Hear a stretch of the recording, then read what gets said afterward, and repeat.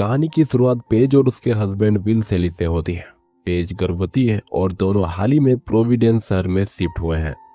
उनके साथ उनका एक प्यारा सा डॉग भी है। विल जो एक पुलिस ऑफिसर है, आज उसका काम का पहला दिन है और आज ही उसकी एक आंख में अचानक से ब्रस्ट वेसल हो गया है, जिससे एक आंख लाल हो गई है। बावजूद इसके वो जल्दी से नाश्ता करता है और अपनी दिनचर्या की शुरुआत करने निकल जाता है, ये सोचते हुए कि आज का दिन कुछ खास होगा। स्टेशन में कैप्टन मर्फी उसे बताती है, तुम 1-2 हफ्तों तक ऑफिसर टेरी के साथ पेट्रोलिंग पर रहोगे। इस दौरान सब कुछ अच्छे से देखो, समझो और ध्यान से काम करो। फिर मर्फी विल को ऑफिसर टेरी से मिलाती है। टेरी विल को अपने साथ ले जाता है और रास्ते में बताता है, 3 बातें हमेशा याद रखना। पहला, अगर जरूरत नहीं है तो गोली मत मारना। दूसरा, कैप्टन मर्फी की रिस्पेक्ट करो। तीसरी बात, यहाँ कोई बड़ा क्राइम नहीं होता, बस छोटी मोटी चीजें होती हैं, जैसे बार में लड़ाई, नाव चोरी वगैरह। इसलिए तुम्हें काम के दौरान कोई शौक ढूंढ लेना चाहिए। उधर पेज एक शॉप पर गई होती है, जहाँ वो पेंट का कलर खरीदने और उसकी कीमत के बारे में शॉप ओनर से बात कर रही होती है। तभी शॉप के अंदर एक आदमी आता है।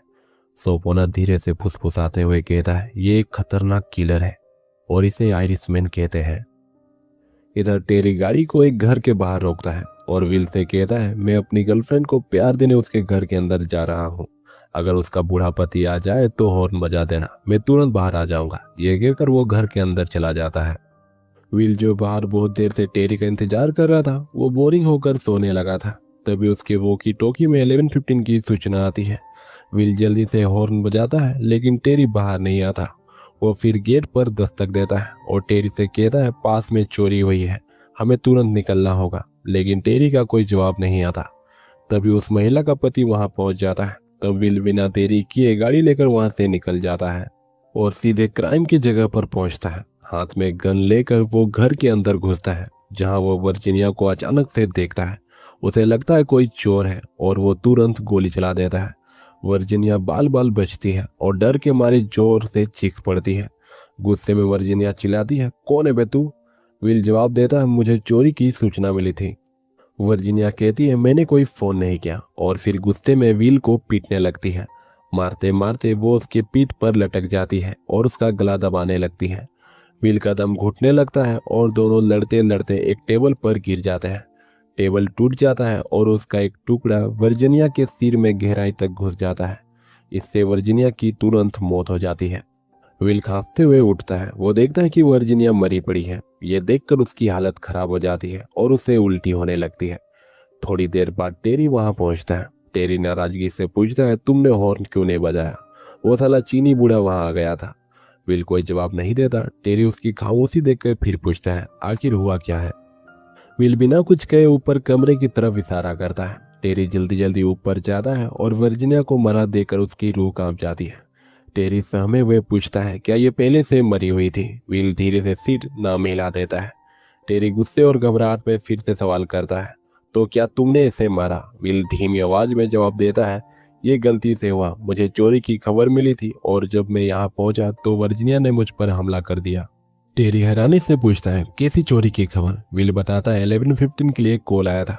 टेरी उसे समझाता है, 11:15 गाड़ी के अंदर गलत हरकत करने का कोड है। वर्जीनिया हमेशा जोई लेडबेटर के लिए कॉल करती थी। वो लड़कियों को लेकर यहाँ पास में आता है। टेरी गहरी सांस लेते हुए कहता है, ये कोई आम औरत नहीं थी, ये चेटलो की पत्नी थी। चेटलो इस शहर का सबसे बड़ा आदमी है। वो पूरे द्वीप में सी फूड सप्लाई करता है। टेरी परेशान होकर कहता है, मुझे इसकी रिपोर्ट करनी होगी।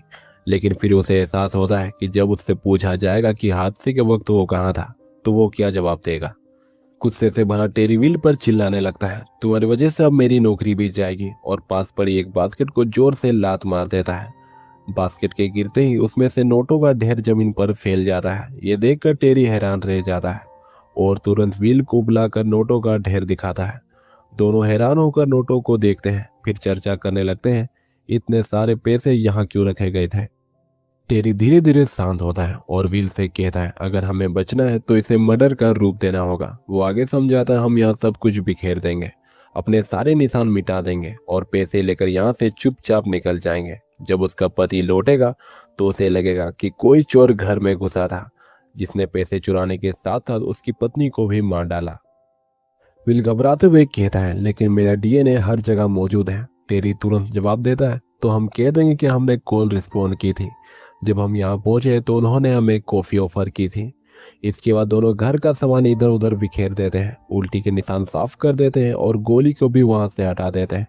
फिर दोनों इत्मीनान से कॉफ़ी पीते हैं और फिर पैसों को एक काली प्लास्टिक में भर कर घर से निकलते हैं। बाहर निकलते ही विल टेरी से कह रहा है, जब मैं यहाँ आया था तब यहाँ एक साइकिल खड़ी थी, लेकिन अब वो साइकिल नहीं है। टेरी जवाब देता है, शायद कोई साइकिल ले गया होगा और मेरे ख्याल से जिसने भी ली होगी उसने अंदर झांक कर देखने की कोशिश नहीं की होगी। इसके बाद दोनों वहां से जल्दी निकल जाते हैं। कुछ समय बाद दोनों को मर्डर की खबर मिलती है। दोनों जल्दी से स्पॉट पर पहुंचते हैं, जहां मर्फी वर्जीनिया के पति चेटलो से पूछताछ कर रही होती है। आपकी पत्नी की मौत लगभग 3:25 पर हुई थी। उस समय आप कहाँ थे? चेटलो बताता है, वो काम पर था। जब काम खत्म करके घर आया तो ये सब देखा। मर्फी फिर पूछती है, घर की चाबी किसके किसके पास है? चेटलो सोचकर बताता है, नौकर तो छुट्टी पर है, लेकिन हाँ, हमारे यहाँ एक मसाज वाला रोज आता है। इसी बीच टेरी और विल भी चेटलो से कहते हैं कि वो दोनों भी यहाँ आए थे और उनकी वाइफ ने उन्हें कॉफी भी पिलाई थी। मर्फी फिर पूछती है, क्या घर से कुछ चोरी हुआ है? चेटलो तुरंत जवाब देता है, कुछ भी चोरी नहीं हुआ है। विल थोड़ी देर सोचकर कहता है, याद कीजिए, शायद कुछ चोरी हुआ हो। लेकिन चेटलो बार बार यही कहता है, कुछ भी चोरी नहीं हुआ है। अब रात को दोनों शहर से दूर एक जगह पर पहुंचते हैं और एक कंटेनर के अंदर पैसा रख देते हैं। फिर कंटेनर को लॉक कर देते हैं। दोनों आपस में बात करते हैं कि चेटलो ने झूठ क्यों बोला। टेरी सोचता है और कहता है, शायद उसे पैसों के बारे में कुछ पता नहीं होगा। इसके बाद विल सीधे अपने घर जाता है। अपनी पत्नी पेज से कहता है, तुमने टीवी पर मर्डर की खबर तो जरूर देखी होगी। तुम जानती हो, वर्जीनिया का मर्डर मेरे साथ ही टेरी ने किया है, लेकिन वो महज एक हादसा था। फिर वो उसे बताता है, हमें वहाँ ढेर सारे पैसे मिले जिन्हें हमने छुपा दिया। बात खत्म करने के बाद दोनों बिस्तर पर सोने के लिए चले जाते हैं। पेज कहती है, टेरी ने पैसों के बारे में किसी और को तो कुछ नहीं बताया ना? विल जवाब देता है, नहीं, हमने एक दूसरे से वादा किया है। पेज कहती है, मैं टेरी से मिलना चाहती हूँ, मुझे देखना है कि वो भरोसे के लायक है या नहीं। इसके बाद हम फ्लैशबैक में लौटते हैं। इथ जो मसाज वाला है, ऊपर के कमरे में जिम कर रहा था। अचानक उसे नीचे से आवाजें सुनाई दी। टेरी विल से कह रहा था, तुम्हारी बेवकूफ़ी के चलते यहाँ क्या हो गया, और जब तक मामला ठंडा नहीं होता पैसे कंटेनर में छिपा देते हैं। ईथ धीरे धीरे सीढ़ियों की ओर बढ़ा, पर जैसे ही उसने झांका उसके पैरों तले जमीन खिसक गई।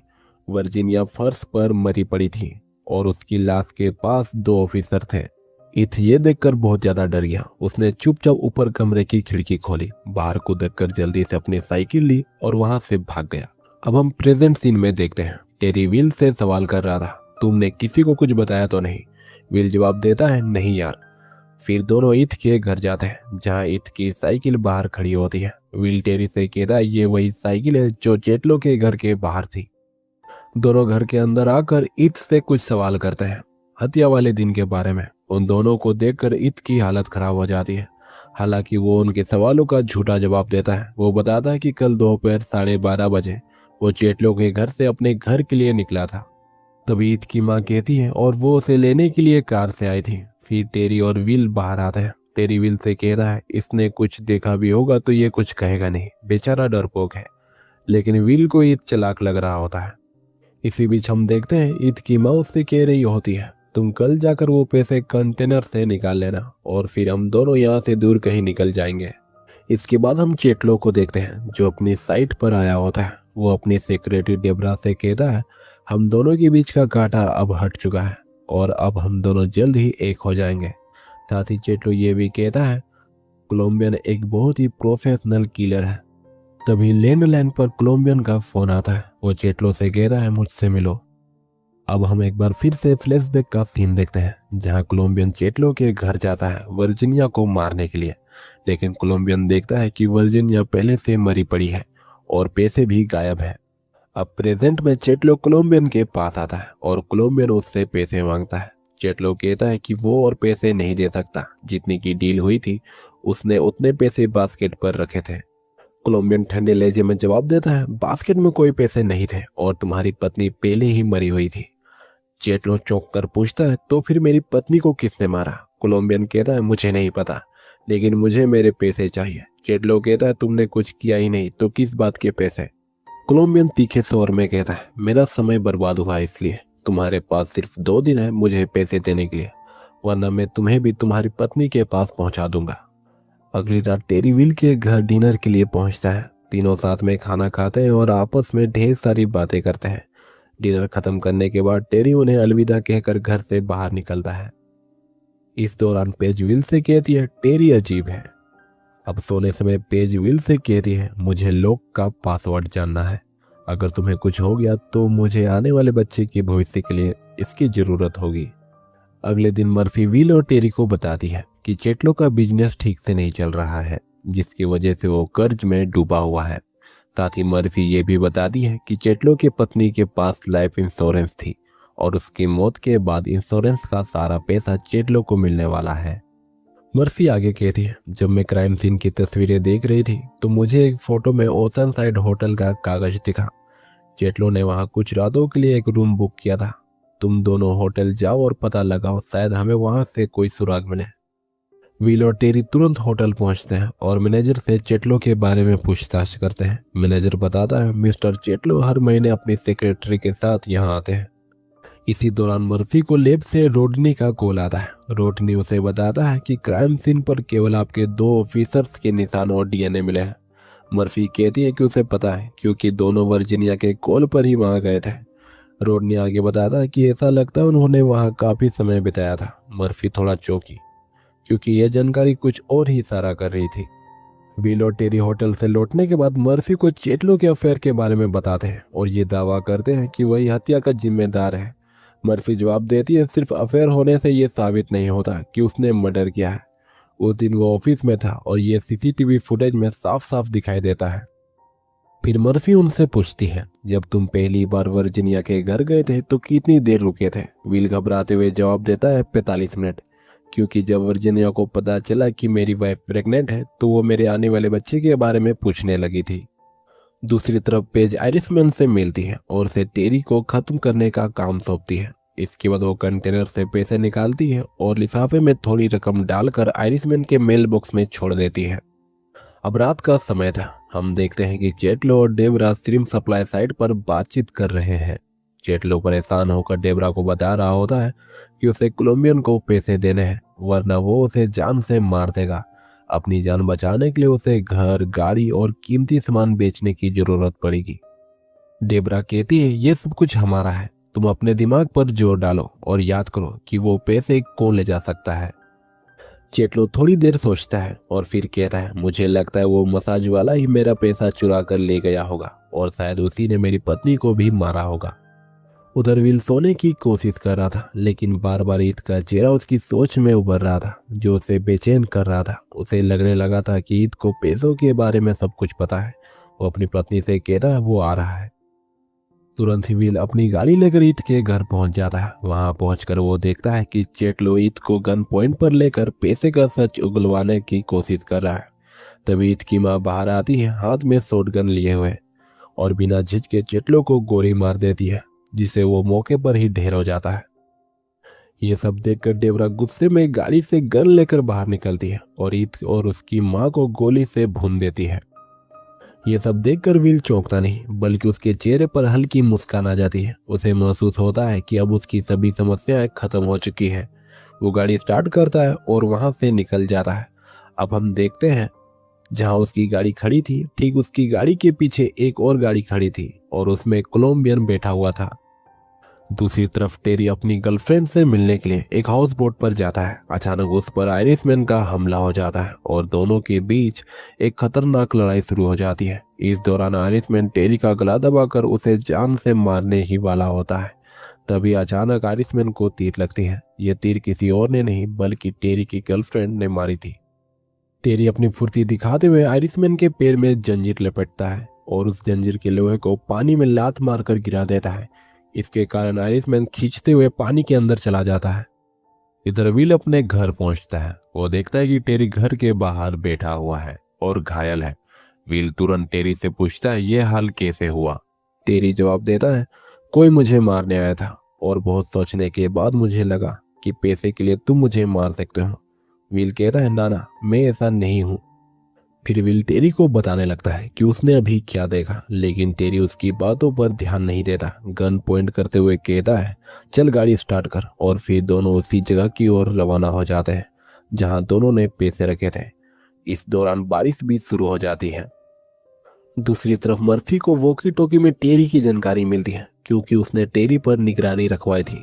मर्फी तुरंत टेरी की गाड़ी की लोकेशन चेक करती है और उसके बाद निकल जाती है। इधर दोनों अपनी मंजिल पर पहुंचते हैं। टेरी विल से कंटेनर खोलने को कहता है। जब विल कंटेनर खोलता है तो उसमें पैसे नहीं होते। वो टेरी को बताता है पैसे नहीं है। टेरी गुस्से में पूछता है पैसे कहाँ गए। विल कहता है मुझे नहीं पता। टेरी शक भरे लहजे में पूछता है क्या तेरी पत्नी को पैसे के बारे में पता था। विल जवाब देता है हमने वादा किया था कि किसी को नहीं बताएंगे, इसलिए मैंने अपनी पत्नी को भी नहीं बताया। लेकिन टेरी यकीन नहीं करता और धमकाते हुए कहता है तूने उसे बताया है, अब फौरन उसे कॉल कर वरना मैं तुझे गोली मार दूंगा। डर के मारे विल कबूल करता है हाँ मैंने उसे बताया था, लेकिन उसने पैसे नहीं लिए होंगे। टेरी उसे निर्देश देता है फोन कर और बोल कि तू पैसे लेने आया था लेकिन पैसे यहाँ नहीं है। मजबूरी में विल अपनी पत्नी पेज को कॉल करता है और कॉल स्पीकर पर डाल देता है। पेज फोन पर बताती है मैंने पैसे निकाल लिए हैं और टेरी को खत्म करने की सुपारी भी दे दी है, क्योंकि अगर वो वर्जीनिया को मार सकता है तो वो हमें भी पैसों के लिए मार सकता है। टेरी ये सुनकर आग बबूला हो जाता है। वो चीखता है तूने अपनी पत्नी को बताया कि मैंने वर्जीनिया को मारा। इससे पहले कि विल कुछ सफाई देता टेरी गुस्से में उसे गोली मार देता है। फोन की दूसरी तरफ पेज समझ जाती है कि टेरी ने विल को मार डाला। वो रोती है लेकिन खुद को संभालते हुए जल्दी से पैसे उठाती है और कार में बैठकर निकलती है। मर्फी कंटेनर वाली जगह पर पहुंचकर देखती है कि विल मरा पड़ा है। वो पेज को फोन करती है और बताती है कि विल को गोली लगी है और वो मर चुका है। पेज रोते हुए बताती है कि टेरी ने विल को मारा है, क्योंकि विल जान चुका था वर्जीनिया का मर्डर टेरी ने किया है और वो अब मेरे पीछे पड़ा है। मर्फी पेज से पूछती है कि वो कहाँ है, लेकिन पेज कुछ नहीं बताती और कॉल कट कर देती है। पेज सी पोर्ट पहुंचती है जहां सड़क पर गाड़ियों का जाम था। तभी टेरी वहां आता है और उसकी कार का दरवाजा खटखटाता है। पेज उसे धक्का देकर गिरा देती है। गुस्से में टेरी गोलियां चला देता है जिससे भगदड़ मच जाती है। लोग अपनी गाड़ियां छोड़कर भागने लगते हैं और पेज भी भागने का प्रयास करती है। टेरी चिल्लाते हुए पेज के पीछे आता है और गुस्से में कहता है मुझे मेरे पैसे चाहिए। वर्जीनिया का मर्डर विल ने किया था, मैंने नहीं। मैं तो बस उसकी मदद कर रहा था। इसी बीच मर्फी वहां पहुंचती है और टेरी को सरेंडर करने को कहती है, लेकिन टेरी मानने को तैयार नहीं था और पेज की जान खतरे में थी। मजबूर होकर मर्फी ने टेरी को गोली मार दी जिससे उसकी वहीं मौत हो गई। अगले दिन पेज अस्पताल के बिस्तर पर लेटी होती है और मर्फी उसके पास बैठी होती है। वो पेज को बताती है तुम्हें लड़का हुआ है, लेकिन उसकी बातों में चिंता झलकती है। मर्फी कहती है बहुत लोगों की जान गई है और ये इत्तेफाक नहीं हो सकता। इस दौरान पेज की नज़र ड्रॉअर में रखे काली प्लास्टिक पर पड़ती है जिसमें पैसे भरे होते हैं। मर्फी उससे पूछती है टेरी तुम्हारे पीछे क्यों पड़ा था। पेज जवाब देती है मुझे नहीं पता, विल ने सिर्फ कहा था टेरी के हाथ ना आना। मर्फी को पता था कि पेज झूठ बोल रही है। उसने कहा तुम जितना चाहो इसमें शामिल हो, लेकिन इसे अपने बच्चे पर मत पड़ने देना। फिर उसने पेज से कहा अपने बच्चे से मिल लो, लेकिन ज्यादा दूर मत जाना, मेरे पास और सवाल है, और कमरे से निकल गई। तभी पेज उठती है और ड्रॉअर से काली प्लास्टिक निकालने लगती है, लेकिन तभी कोलंबियन वहां आ जाता है। वो पेज का गला घोंटकर उससे मार देता है और पैसे लेकर लिफ्ट में घुस जाता है। तभी डेबरा भी लिफ्ट में आ जाती है। लिफ्ट चलने लगती है और कोलंबियन डेबरा के पास गन देखता है। फिर कोलंबियन धीरे से चाकू निकालता है और जब लिफ्ट का दरवाजा खुलता है हम देखते हैं दोनों एक दूसरे को मारकर मरे पड़े हैं। कुछ समय बाद हमें दिखाया जाता है कि मर्फी ने विल के बच्चे को गोद ले लिया है और आज तक किसी को ये पता नहीं चला कि इतने लोग आखिर क्यों मारे गए। और इसी के साथ ये कहानी यहीं समाप्त हो जाती है।